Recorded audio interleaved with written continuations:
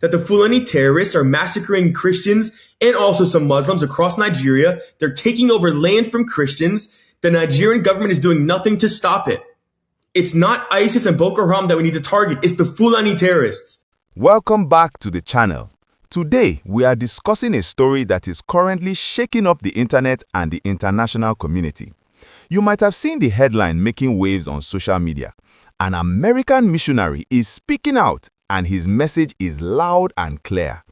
He is telling the United States government that it is not enough to just go after Boko Haram. They must also turn their attention to the militias in the Middle Belt that have been targeting innocent communities. Now, why is this gist so hot right now? Because it's no longer just talk. As we move into 2026, the world is looking at Nigeria with a very focused lens. Just this past Christmas, we saw a massive development when the US conducted precision strikes against extremist groups in the northwest. It sent a message that the world is watching. But this missionary and many advocates like him are saying, wait a minute, what about the farmers in the Middle Belt? What about the families who feel like they have no protection? This is where the story gets really interesting for you and me. The US government has officially designated Nigeria as a country of particular concern. That sounds like a lot of big words, but what it really means is that Washington is now tracking religious freedom very closely.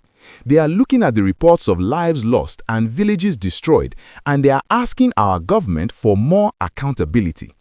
There is even a new bill being discussed in the US Congress called the Nigeria Religious Freedom and Accountability Act.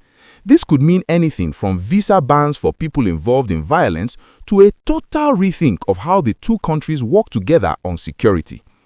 But here's the question that everyone is asking in the comment section. Is this the right move? On one hand, you have people who are relieved that someone is finally standing up for the defenseless. On the other hand, people are worried about what this means for our country's independence. It's a deep, emotional conversation, and it's one that affects every single one of us who wants a peaceful and prosperous Nigeria. The gist isn't just about politics, it's about the safety of our brothers and sisters.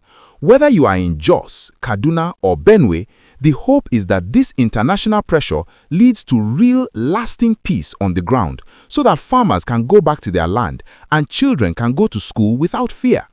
It's a huge moment in our history, and you definitely want to stay informed as these new policies start to roll out this year. Before we go deeper into what this means for your travel plans and the economy, I want to take a quick second to remind you. If you enjoy getting the real story behind the headlines, please like this video and subscribe to the channel. Your support helps us keep bringing you the most important updates in a way that makes sense. Go ahead and hit that subscribe button right now. It really makes a difference. So, we are seeing a major shift. The American missionaries' plea has turned into a global conversation about who gets protected and how.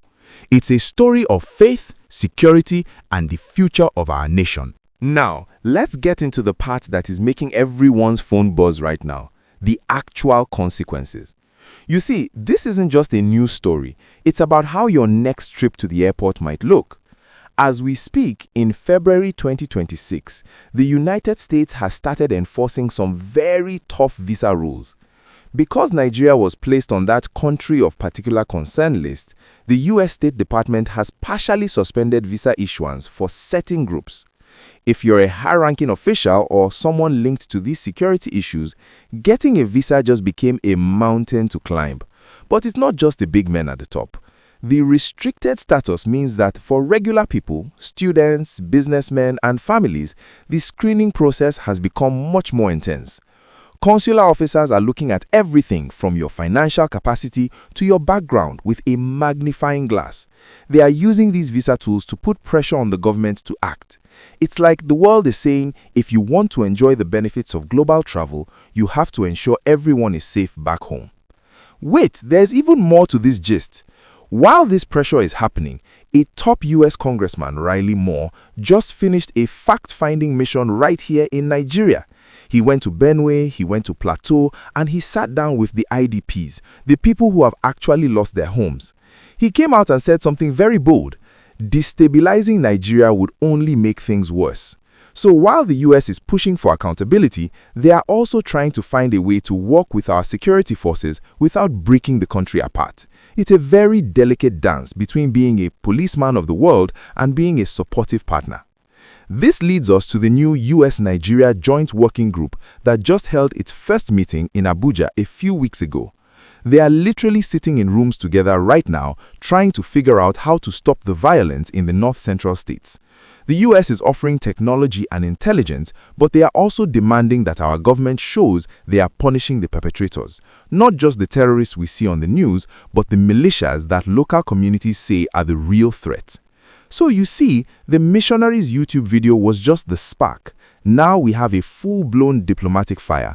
We are talking about potential sanctions, tougher visa interviews, and a whole new era of international eyes on the Middle Belt. It's a lot to process, but it's the reality of 2026. Before I wrap this up, I have to ask you, do you think this visa pressure will actually make our leaders move faster on security, or is it just going to make life harder for the average Nigerian trying to travel?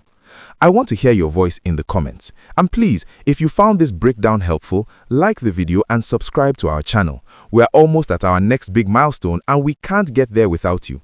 Click that subscribe button and stay tuned.